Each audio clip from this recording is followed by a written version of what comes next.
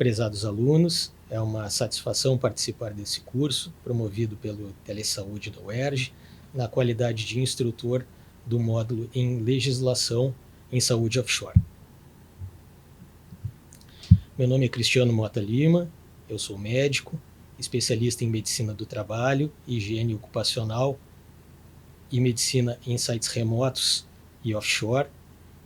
Sou gestor de saúde corporativa em empresa do setor de energia, sendo responsável pela elaboração de programas referentes à saúde do trabalhador, dentre eles programas de planos de emergência, higiene ocupacional e programas específicos para a proteção do trabalhador offshore.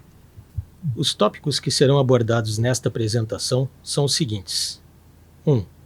Conteúdo introdutório sobre a cadeia produtiva e o ciclo de vida da operação offshore, com seus processos de trabalho e principais riscos à saúde. 2. As principais autoridades e legislações relacionadas à saúde offshore. 3. Aspectos determinantes para a gestão de requisitos legais em saúde offshore. O principal objetivo é informar os alunos sobre a importância do cumprimento de requisitos legais como estratégia para promover saúde e segurança para os trabalhadores offshore e reduzir os riscos regulatórios que envolvem paradas operacionais, multas e dano à reputação das companhias envolvidas. Contexto da cadeia produtiva e ciclo de vida.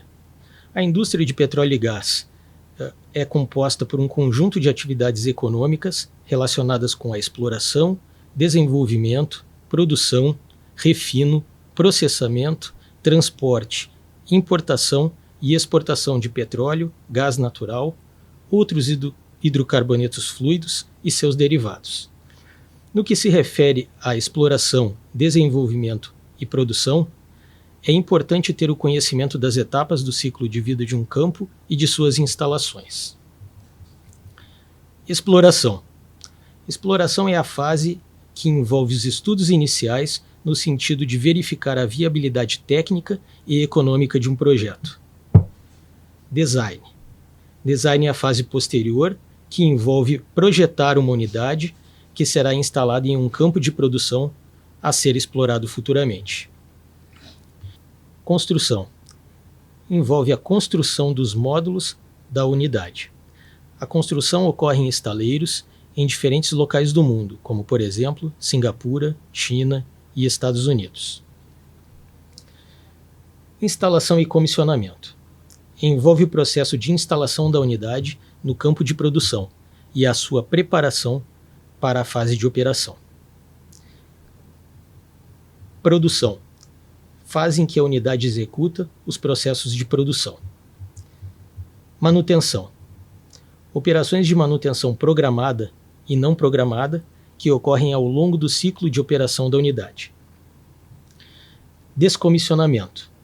Envolve a preparação da unidade para o término das suas atividades e a sua desinstalação. Remediação. Envolve o processo de restaurar e minimizar os impactos que a exploração e produção causaram ao meio ambiente. Para todas essas etapas, há requisitos e sistemas legais aplicáveis, e muitos deles são relacionados à proteção da saúde dos trabalhadores. Processo de trabalho. A atividade de exploração e produção de petróleo e gás offshore caracteriza-se como um processo de trabalho contínuo, no qual não há interrupção dos processos e operações durante os 365 dias do ano. As equipes trabalham por escalas, as quais são variáveis de acordo com requisitos legais. Há escalas que têm a previsão de trabalho de 14 dias, com 14 dias subsequentes de folga, outras que têm a previsão de 14 dias de trabalho para 21 dias de folga, e ainda a escala que prevê 28 dias de trabalho para 28 dias de folga. As paradas operacionais, elas ocorrem para manutenções programadas, são chamadas paradas de manutenção ou turnarounds, e são planejadas cuidadosamente, com o objetivo de reduzir o tempo de parada da produção e minimizar os riscos e impactos relacionados a incidentes e acidentes. Riscos à saúde. O espaço offshore está configurado por processos complexos, que envolvem, para sua execução, os mais diversos riscos ocupacionais. Dentre eles, riscos físicos, como ruído, calor, vibrações, riscos químicos relacionados à exposição a hidrocarbonetos e solventes, riscos biológicos relacionados à parte de exposição a rejeitos e dejetos do sistema de esgoto, ergonômicos, operações de máquinas, manuseio de válvulas e operações de sala de controle, psicológicos, relacionados ao confinamento, trabalhos em turnos, e riscos de acidentes, que envolvem quedas de altura, trabalhos a quente, queda de objetos. Principais autoridades relacionadas à gestão de saúde offshore. A execução do trabalho em ambiente offshore no território brasileiro estrutura-se diante de práticas regulamentadas por legislações de órgãos internacionais, nacionais, estaduais e municipais. O conjunto de normas deve ser interpretado como um sistema de gerenciamento de riscos, através dos quais o legislador pretende estabelecer, com base no histórico de riscos e incidentes ocorridos na indústria, ações para a redução da probabilidade da ocorrência de acidentes e de agravos à saúde. Estas diretrizes oferecem subsídios para o desempenho de um serviço nos padrões de qualidade requeridos à saúde do trabalhador e de práticas de saúde. Principais autoridades nacionais relacionadas à gestão de saúde offshore. O quadro abaixo relaciona algumas das autoridades nacionais relacionadas à gestão da saúde offshore. A ANP, Agência Nacional do Petróleo, vinculada ao Ministério de Minas e Energia. O foco da ANP é a prevenção de acidentes operacionais. Seus principais referenciais legais são o SGSO e o SGIP, e as principais legislações vinculadas a eles são a Prática 4, que se refere à gestão de fatores humanos. Secretaria do Trabalho e Previdência, vinculada ao Ministério da Economia. O foco da Secretaria do Trabalho e Previdência é a prevenção de acidentes e doenças ocupacionais. Seus principais referenciais legais são a CLT, as normas regulamentadoras e as convenções da OIT. As principais legislações vinculadas a ela são a Lei 5811/72, as NRs 1, 4, 5, 7, 9, 15, 17, 24, 30 e 37, além das NHOs da Fundacentro. Anvisa, vinculada ao Ministério da Saúde.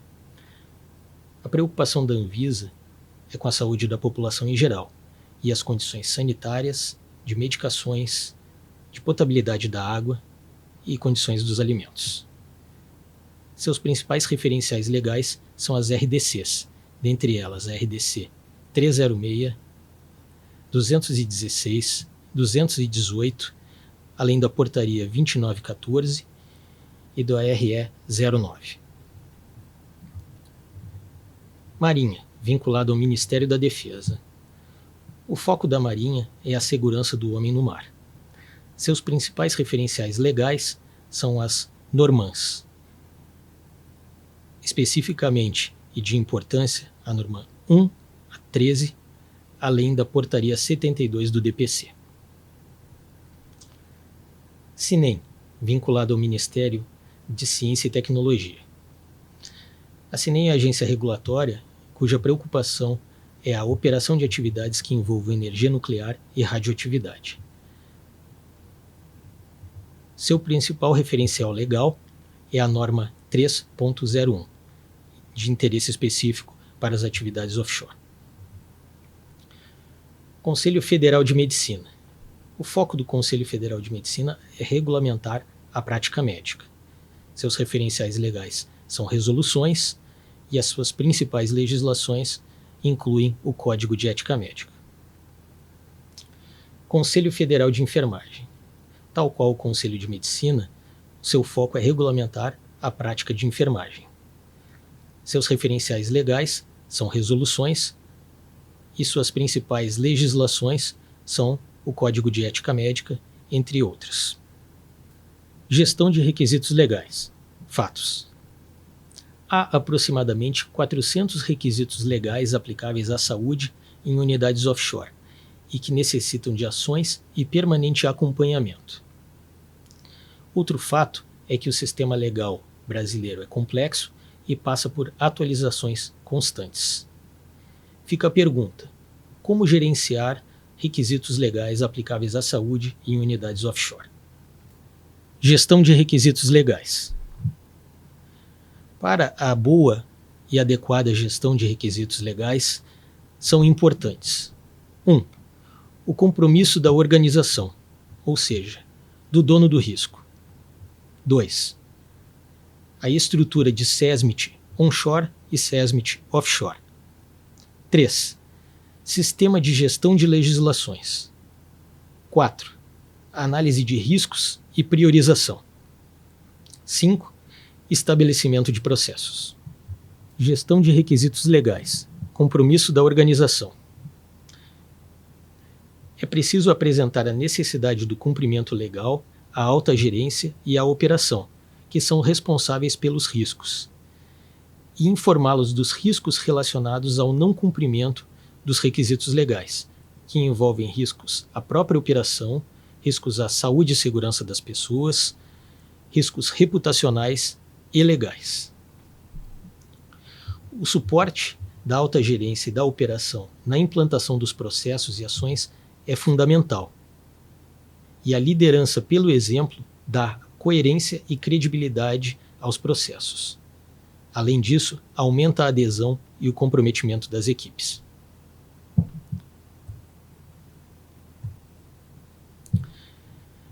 Gestão de requisitos legais, SESMIT. O Serviço Especializado de Segurança e Medicina do Trabalho, SESMIT, é previsto pela NR4 do Ministério da Economia, Secretaria do Trabalho e Previdência, e tem ações previstas na legislação específicas sobre o seu funcionamento.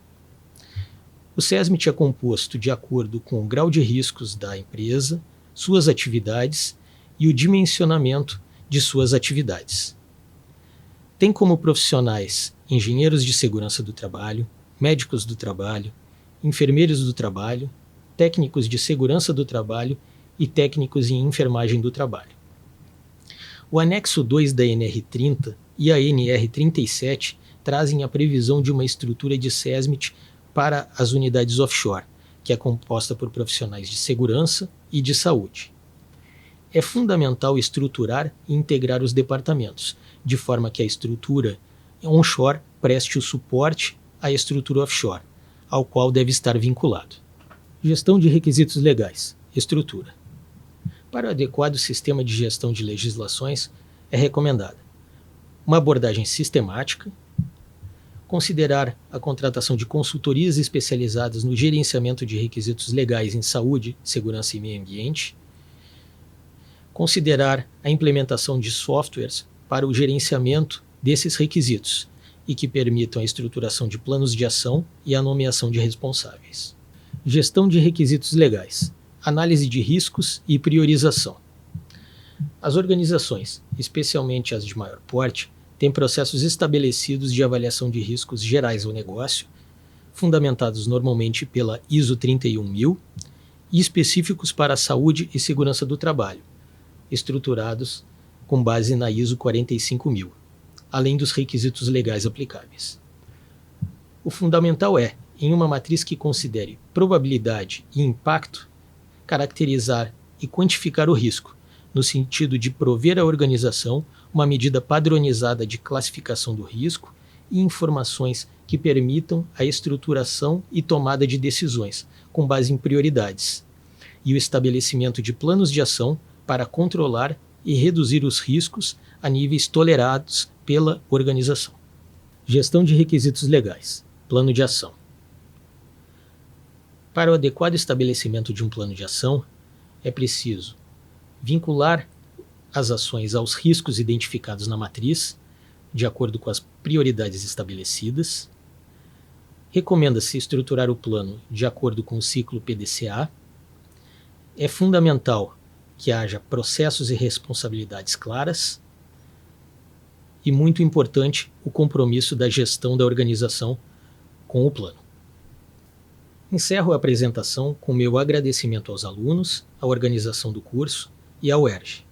Deixo os meus contatos para quem, porventura, tenha dúvidas ou maior interesse relacionados ao tema. Muito obrigado.